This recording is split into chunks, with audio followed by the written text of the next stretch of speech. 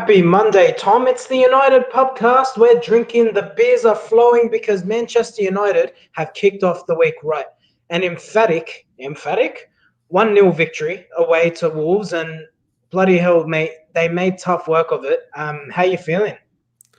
Yeah, Mondays obviously do feel a little bit better after 3 points, but quite frankly, I don't really have an interest in talking about the Wolves match. I can just gladly continue on the Ronaldo discussion because Cristiano Ronaldo plays for Man United. He does play for Man United. I enjoyed the away fan. They had the cutout.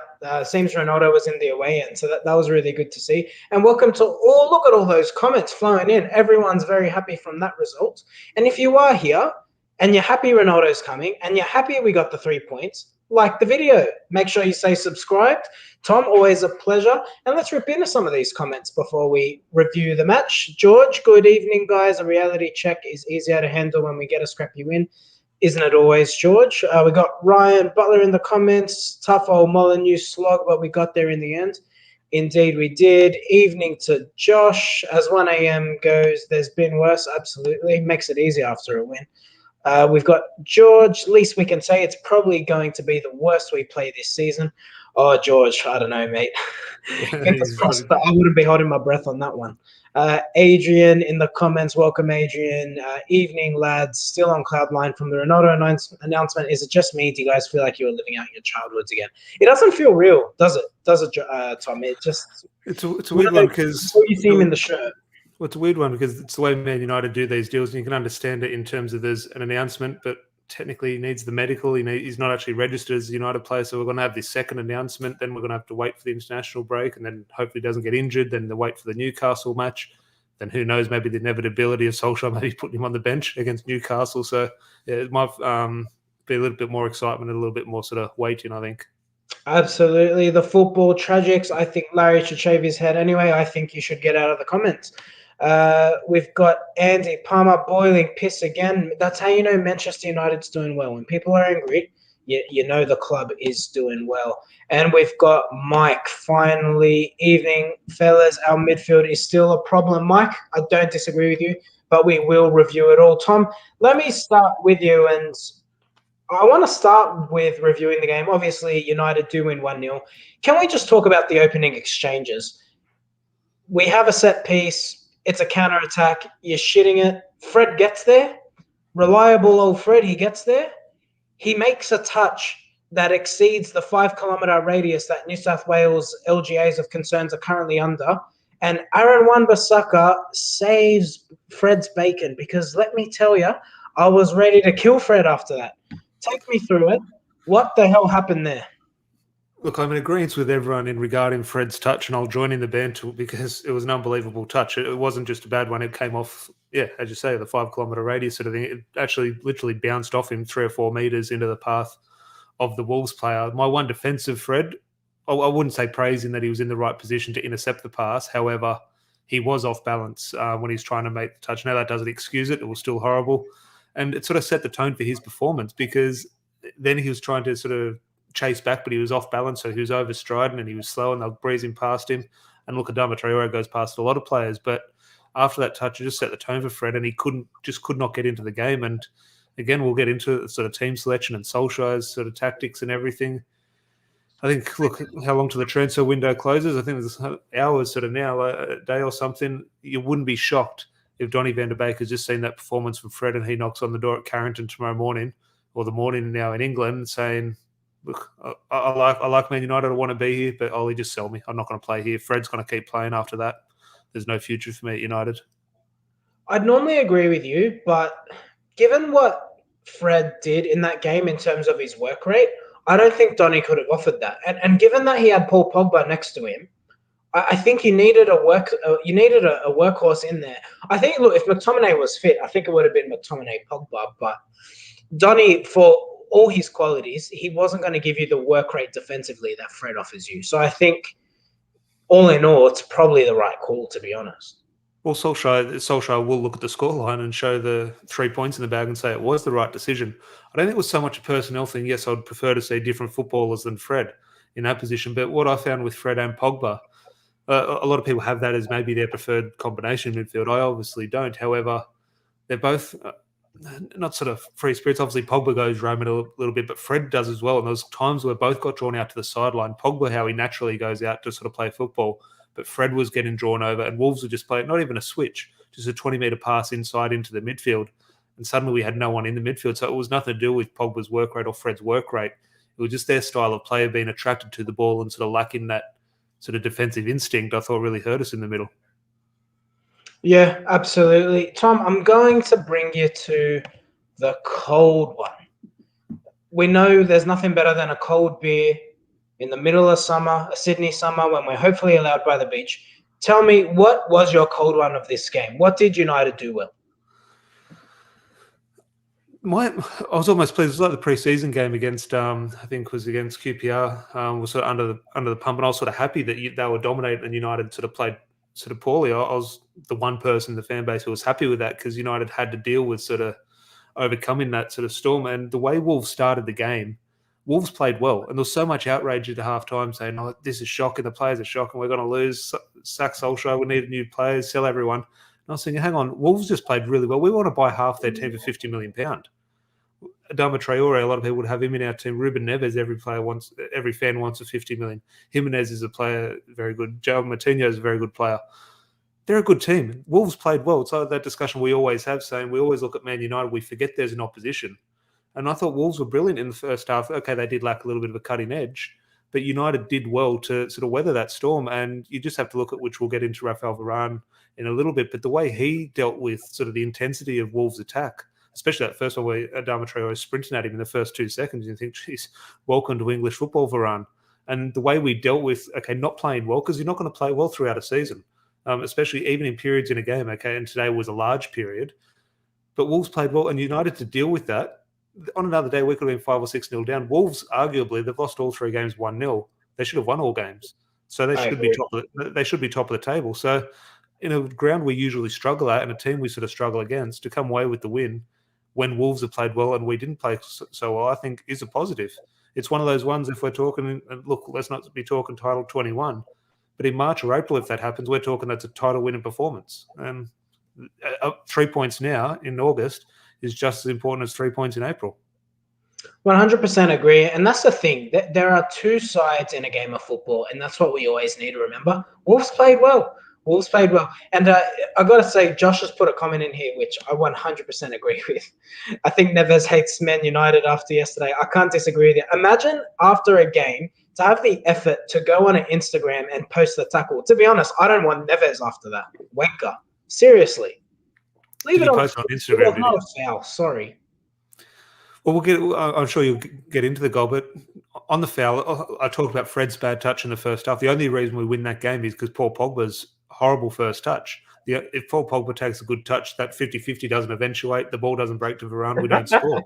So that's why football is it's unpredictable, because we ask for quality, we ask for ability. The only reason we won is because Paul Pogba had a horrible first touch.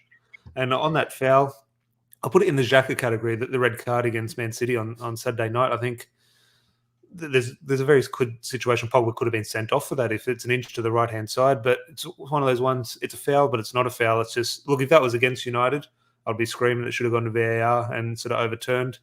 But thankfully, look, I think what gave it away, Ruben Neves didn't have to go down. It didn't actually connect with him. It connected with the shin pad, and he would have felt absolutely no pain at all. It didn't hit him square on the shin. He was very lucky in that regard. So because he took that extra step or two, then looked at the referee, I think that did leave us off. But Pogba was a little bit lucky with that tackle, I thought. Look, we'll agree to disagree there. I'm happy with it. And you know what? Given the way Neves carried on afterwards, I'm kind of happy he nipped him on the ankle. Hopefully he's a little bit sore today. Tom, what was the warm frosty? What didn't you like about this game? Fred. Didn't like Fred. I think everyone in the comments will agree with that. Other than that, there wasn't too much. Look, the performance wasn't great. The football wasn't great at times. But again, I really don't think there was too many negatives. I thought I was really pleased with the way we defended, because Wolves, as I said, attacked really well. Another negative, and again, definitely not up for criticism, but Jadon Sancho I thought was a little bit off the pace, and it was sort of a stark difference where you saw Jadon Sancho, his introduction to English football, and Rafael Varane's introduction to English football. Varane looked like an experienced pro, which obviously is. But in regards to English football, Jadon Sancho, looked like it was his first game in English football or his first start. And probably the positive is that it wasn't Anthony Martial out on the left instead of Jadon Sancho, because if Martial put in that performance that Sancho did, and that's not a criticism of Sancho, it was one of those games, he'll take his time to adapt. Martial would have been hung out to dry, but Sancho will be better for it. As I said, it's sometimes a good thing to be under the pump and have a bad game and have to deal with sort of pressure situations. So Jadon Sancho will be better for it, and that's a good thing. Dan James, look, yeah, he obviously always stems a little bit of frustration, but I thought defensively, in terms of the shape and sort of the work rate he offered, I thought he actually wasn't too bad. It's still probably the right substitution at the time to take him off early, which was a good thing by Solskjaer. But yeah, probably the two wingers would probably maybe the negative if I had to pick one. Yeah, I think that's a fair one. And you know what? Credit to Fred in terms of his work rate. I'll never fault his heart, but yeah, not too good of a footballer. We need to upgrade there for sure. Gonna bring it back to some of the comments before we go to 3, 2, 1. So got Ryan. Can we just go and buy Neves to tell him that Pogba's challenge was a proper 50-50 and he wasn't going to go down until he saw the ref wasn't going to give it because he's miles better than Fred? Look, no disagreement. I think Ruben Neves would really complement the way United play. 100% agree there. We got George. Fred is the most negative personification of the phrase "form is temporary, class is permanent." Has to be in our top 3 worst signings of the post-Fergie era. Ooh, George has gone on a 2-footed lunge on Fred there. Is he in the top 3 worst signings post-Fergie? I'm trying to think. We had... No, you got Di Maria, Falcao, players like that. There's a lot. I'm sure. Yeah, I'm sure there's a lot more. Marcus as yeah. bad as Fred is, he's contributing. The others haven't contributed. Absolutely. Yeah, we got that from Josh. We've got Mike. The cold one was that we were lucky to have Mason save us on the pitch. You know what? I've got an opinion on this, but we'll bring it in the 3, 2, 1s. Evening, lads. Evening to Robert. Rob as well says Mason has been clutch in all 3 games. Absolutely, he has. If he's nothing but a finisher, that's all he needs to be. Is he the top scorer? Is he the top scorer in the league now? Oh no, probably Antonio from West Ham. Yeah, I'd say it's Antonio. But 3 goals in 3 games, not bad. Equal with Bruno after the first game. Yeah. As Ollie said, it's 50-50 ball. It definitely was. Didn't like the bombing up the field by the left and right backs. Lucky we didn't concede. You know what? I think credit to Wolves. I think they just really threw United off, to be honest. But Tom, it is that favourite time of the episode. It's 3, 2, 1s. Now, before I bring it to you, I want to go through what some of our listeners have to say. And I've got to say, it was one where I think the 3 will be consistent. But it's just one of those where in which order. But I think it will be a fairly straightforward one. We've got Emma. So I'm going to go through Facebook here. Emma giving De Gea the 3 points. Without him, we let in several and we don't win. 2 points for Pogba. Without him covering Fred's ass, we don't win. Valid argument there. And 1 for Greenwood. Without his goals, we don't win. A notable mention to Varane, who did get us out of the shit a few times. Solid argument. We've got Robert, very hard this week. 3 to De Gea, 2 to Varane, 1 to Mason. Shout out to Wan-Bissaka on the clutch save as well. Valid. We've got Adam, 3 to De Gea, 2 to Greenwood, 1 to Pogba. Seeing a reoccurring theme here, Tom. Nearly called you Pog Tom. Agree with Emma. Varane did make some good blocks, but if David De Gea didn't double save, Varane was the one that got beat on the header. It's a valid point. I think that was only dimming on Varane's performance, though. I thought he was immense. Then we've got Antonio, 3 to De Gea, 2 to Greenwood, 1 to Varane. Jamie on Twitter, 3 to Varane, 2 to Greenwood, 1 to De Gea. And we've got Mad Journeyman, 3 to De Gea, and 2 and 1 between Greenwood and Varane. Look, Tom, it's an interesting one. Who gets the 3 points for you? Well, please, you just said it. I think the three players I don't think won't be in question. I thought a few people have mentioned Paul Pogba, and in terms of the football, I thought Paul Pogba was sort of our best player in terms of playing football, especially in the second half, and sort of enabled the team to get. He got on the ball, and sort of United played it sort of 10, 20 metres higher. But I think Pogba would do well to get in here. Just for the other names we've got to mention, but I couldn't put them in any order. I could make a case for all of them, except Varane, maybe not for 3 points. I think Varane might get my 1 point. And again, a lot of that is down to context in terms of his debut. But I thought the way he did deal with sort of the intensity, it was a bit of a shock. You saw Jadon Sancho not able to deal with it. Varane really led at the back and made sort of countless sort of last-ditch interceptions. He was dominant in the air. Set pieces, we looked quite strong with Harry Maguire and Rafael Varane, because I think Wolves had a few corners and a few free kicks in dangerous areas. So Rafael Varane did quite well there. I'll be giving Varane 1 point. And then the 3 points and the 2 points come down to how you value it in terms of Greenwood with the match winner. In terms of his performance, he was good. It was a Mason Greenwood performance, but then ultimately he did prove the difference. But then you do look at De Gea, match winning saves. A bit of a mention, which we has mentioned before, in terms of the one Bissaka, the save. That's, again, his match winning. If that goes in 1-0, it's a different game. Absolutely. But the saves from De Gea, look, I know you apologised last year for saying Dean Henderson should be the number one. You've come around. I think a lot of people are coming around to my line of thinking that De Gea is still our best goalkeeper. Who knows what? It's not a question for me now. I want to highlight a key point in that game as well, Tom. There was a ball that got put through, and De Gea actually left his box to collect it. David De Gea does not do that traditionally. It happened twice. There was one where he actually came out and got the ball out of the box, actually a real bit of sweeping. But there was another one as well, which sometimes when it comes into the box, he still doesn't come out, but he came out to the edge of the box and just I think it was on Varane's side and made Varane's job a little bit easier. He did have to sort of shadow it into the box. That one wasn't so much noticeable, but that one where I think it was Freddie came and did sort of some sweeping. I messaged Adam straight after, Adam from the Supporters Club. He might be in the chat. That's our main criticism of De Gea over the last 10 years, and so it really bugs us both. So when he came and flying out of the box, it was, Jesus, where's this come from? So that was great to see. So in terms of the 3 points, look, as good as Mason Greenwood's goal is, I thought his performance is a little bit quiet. So if those saves don't happen, it doesn't give the platform for Greenwood to score the winner. So it would be 3 points for me for De Gea, 2 for Greenwood, and I thought Varane on debut worthy of the 1 point. You're absolutely deluded. What's wrong? I agree 100%, mate. David De Gea, that double save particularly, phenomenal. Like, he had no right to have reflexes like that. Well, on that as well, in terms of Varane, obviously gets the one time he gets beaten in the air before that. But when the save drops from the second save from De Gea, Varane gets a good foot in there as well. Wolves are about to tap home as well. Varane's on the ground, does almost a slide tackle to knock the ball away. So there's a good bit of defending there by Varane as well. But De Gea as well. Look, we're going to have this debate in future weeks as well, but we've had it in the past. And for me, it's not a question anymore. Whether that means Dean Henderson has a future at United or away from United, who knows? But it's away. He's our number one. He's away.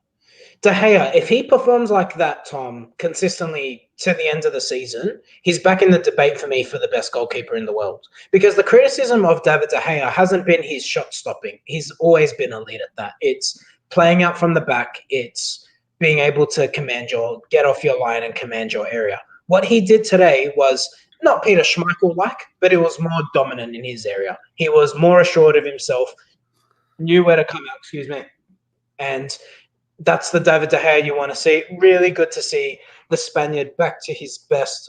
George, spot on, mate. You got the prize. You guessed the 3-2-1s right.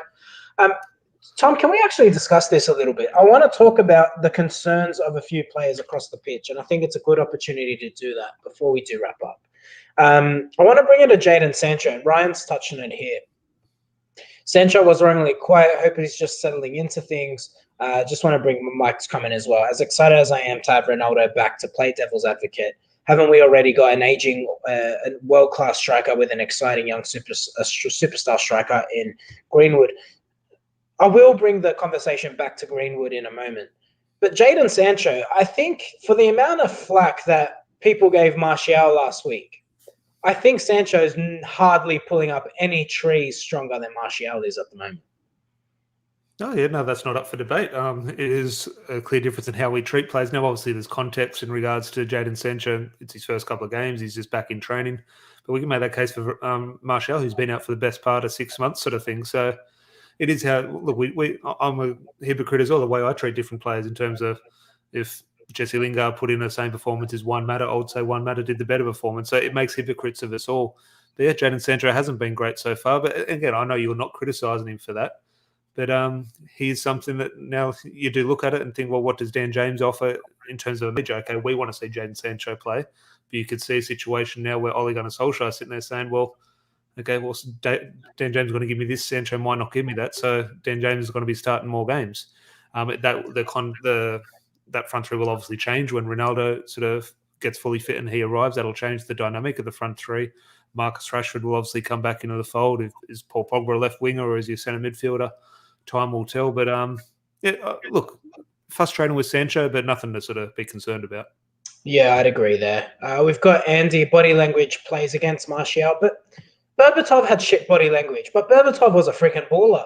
Like, what is it with, is it just an eye test? Is it just one of those things where Martial's just, he's got the relaxed shoulders, slouched figure where he just comes across like he doesn't care, and maybe that's why he's not fan. I actually thought, can I get your opinion on Martial, actually? While he didn't do anything brilliant, I thought when he came on the left with a bit more space to move in, I actually thought he looked a little bit more dangerous. Well, Martial, when he came on, was good. 6, 7 out of 10. Like, he did his job. And look, Martial, a lot of people don't like this.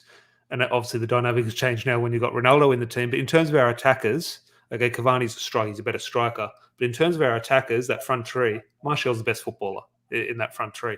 Like, he's the best footballer. Now, he doesn't contribute or he doesn't produce as much as he should and as much as others. So the others sort of go a little bit ahead of him. But in terms of the way he plays and his ability, he's the best in that front three. So when he does come on and do a job against Wolves, yeah, he did look good. Again, it's not a criticism of Jadon Sancho. Jadon Sancho should be brilliant for Man United. And Martial, as good as we're not praising him for this performance, he is still, with the introduction of Ronaldo, maybe the one most likely, and rightly so, to be looking at the exit door. I think if United can get a deal out the door in the next day or two in terms of that front three, it is Martial. I was actually going to ask you that. Do you think so? Because from all the reports and the rumours going around, it actually looks like Dan James is the one who's being Did you put Dan James in? I completely agree, but is he in that discussion? When we're talking about sort of front three, as much as Dan James plays, no one really puts him in that category. We almost kind of forget about him, which we shouldn't because he does play quite often. But yeah, Dan James, I'm sure, is an option to go out the door. But in terms of that big investment, okay, who can we get 30, 40 million for? Martial's in that bracket for me. Do you think he stays this season, though? What I could see happening, and keen to see what your opinion, and please do get your comments in, like the video, get involved with us because we're happy to throw your comments up there as well. I could see what would play out is you'll see Dan James go on loan, Martial plays out the season, and then I could see someone like Anthony Olenga getting some opportunities dripped in here and there. And then he likely replaces Martial next season. Martial gets sold next summer. But I think for this season, you'll have Martial in and around the squad. Well, the interesting dynamic now is Ahmad's obviously injured and was going to go on loan to Feyenoord. So that Feyenoord loan has gone through. So maybe let's not forget, Ahmad's a £40 million player. He's a £40 million signing sort of thing. Like, he's not a youth player. He's not a youth product coming through the ranks who might get an opportunity here or there. If he's fit, the club has invested money in him. He has to play. So, look, Ahmad's an interesting one, how he fits in. So, Dan James, if one is to likely go out the door, you'd think it would be him in terms of numbers, in terms of a financial thing, if the club is trying to sort of recoup some funds. Because, look, Cristiano Ronaldo, it's going to be quite an expensive wage. United do need to bring some money into the club. Martial will be the most likely. However, just no rumours. Who's he linked with? No one. So, at the moment, it does look like he's going to stay. I've got a theory with Martial. I had a feeling the shaved head might bring a Ballon d'Or as a joke, naturally, but it seems to be a stick for people to beat me with. I think as his hair grows back, he'll get his groove back. Martial's a cool cat. He'll be back. I've got Mike in the comments. To be fair, Sancho's first game, Martial has been treading water for a long time now in the Premier League. But other than last season, I thought he's been all right. And the thing is, in the context of Martial's career at Manchester United, I think we do need to say that, you know what? He has been treated poorly by previous management. Like Mourinho treated Martial the same way he treated Shaw. So, I'm willing to give him the benefit of the doubt there. Granted, I'm a bit more patient because I think he's a hell of a footballer.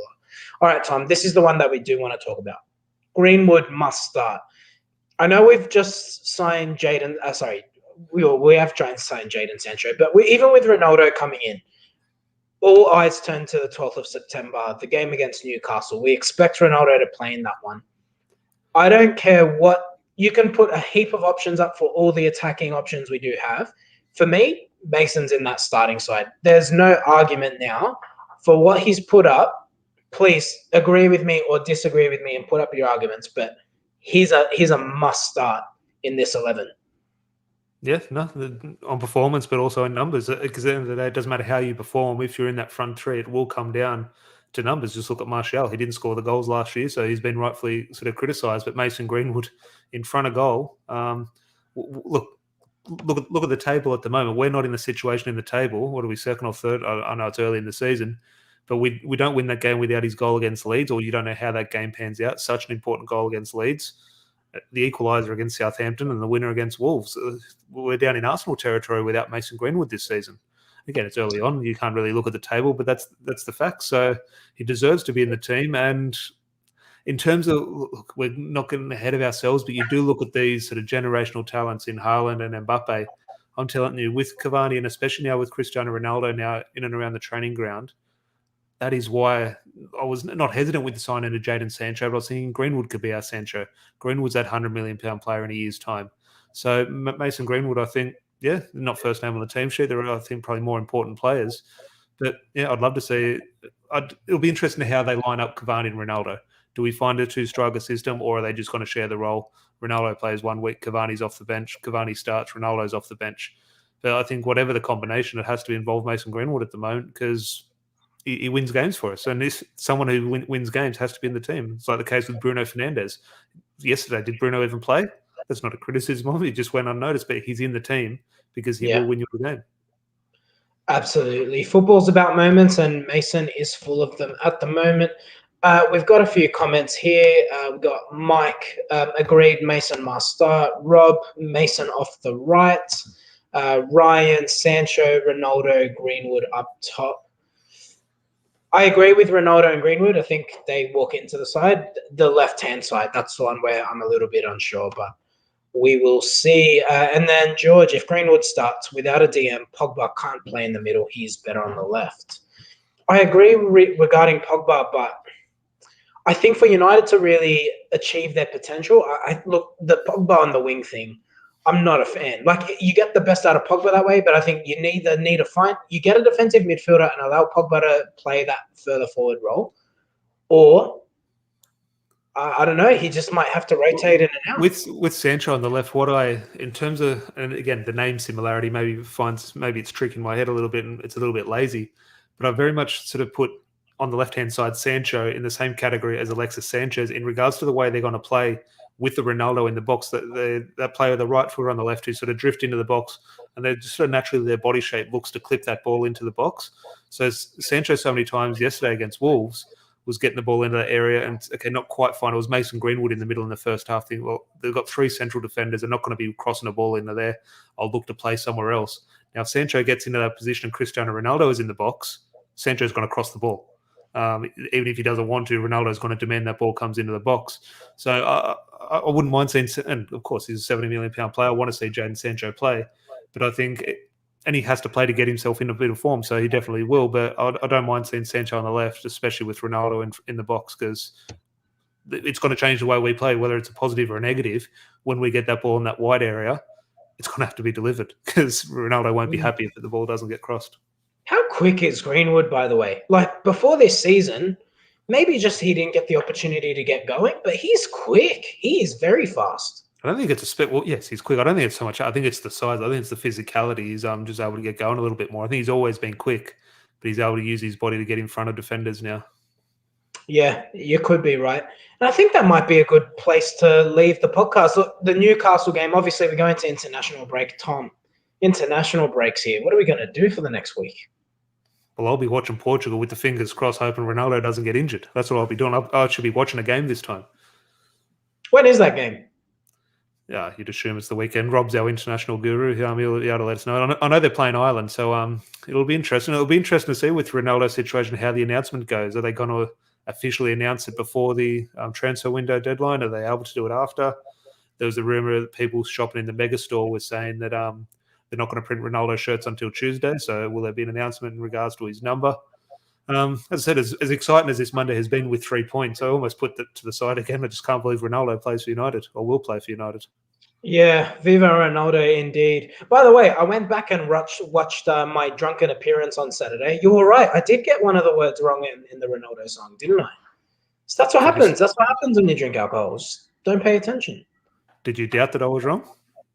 Well, look, Tom, It's best I just don't speak. We've got George. Surely you can't leave the podcast without discussing who's bottom of the table. George, ye of little faith. We'll have a whole episode for that. You can't disrespect Arsenal. It's not only that they're 3 from 3 at the bottom, but it's Tottenham at the top of the table, 3-1-0 wins. So could you imagine being an Arsenal fan now? Yeah, and Arsenal play Norwich next, bottom of the table clash. And look, it's Arsenal at home to Norwich. Surely Arsenal win that. But my God, I'll be tuned in if Norwich gets something out of that game. He's gone, because if Arteta's not sacked today, he won't be sacked. They'll give him the international break. It should have been done by now, if so. So it will be fascinating to see over that Norwich game, because if they lose that, look, can we actually put Arsenal in a relegation battle, or is that just stupid banter? No, you can. If Arteta stays as manager, mate, anything's possible. He has not got a clue. And you know what? He could be tactically astute. I have no doubt he knows his football, undoubtedly. But man management is the key. Like, it's always been a stick to beat Solskjaer with. And even if you think back to Sir Alex Ferguson, the critics would always say he's no tactician. You don't need to be. The best managers in modern football are the ones who can get something, a tune out of a player. You know what I mean? Like, you can surround yourself with tacticians. That's fine. But for allowing a player who plays 15 games to feel valued, so that when he does play, you can get the maximum tune out of that player, that for me is the mark of a good manager. There are lots of Pep Guardiolas out there. Trust me on that. The few comments here. We've got Mike. Thanks for your podcast, fellas. You're my number one go-to YouTube channel for intelligent, entertaining United discussion. Thanks, Mike. Really appreciate that, mate. That's awesome. Really appreciate that. I've got George. Brendan Williams scores the winner in that game. Oh, imagine the scenes. Whew. Imagine the scenes. Just keep Arteta where he is. It's brilliant. You know what? I actually don't enjoy watching Arsenal go this badly. It's like I almost like I don't enjoy bantering them anymore. Well, we had the discussion the other day after the 5-0 defeat at City, and look, I enjoy it. It's why I get up in the morning to watch Arsenal Fan TV and the meltdown. However, it has become a little bit numb at the moment. You think, you want to see Chelsea and City lose. It'll give you something new. With Arsenal, we're sort of a little bit desensitized to it. Like, they're last. Like, it's just sad. It's like that kid, you know, the kid who, you know, he thinks he's great, but he doesn't have a clue, and you don't pick on him because you're just like, it's all right, he's deluded. We'll just let him live in misery. Tom Cleverley would approve of this. Like, what's Tom Cleverley approving? Not across that. And finally, couldn't agree more. He's the Gladys Berejiklian of the EPL. What's going on here? Politics. Outrageous. All right, Tom, it's been a pleasure. Anything left to say before we wrap up? No, just another sort of your 5-minute reminder that Ronaldo plays for United. Viva Ronaldo. Viva Ronaldo. Thanks for tuning in. Like and subscribe. We'll see you next time.